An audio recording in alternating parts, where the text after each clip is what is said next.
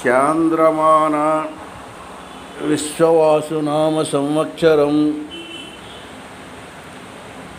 ఆశ్వేజమాసం శుక్లపక్షం దశమి తిథి రశ్మివారం అనగా 2/10/2025 తేదీ విజయదశమి. ఇది ఉదయం 9:30 నుంచి 10 గంటల లోపల మీ యొక్క యంత్ర పరికర సామాగ్రిలు మరియు మీకున్నటువంటి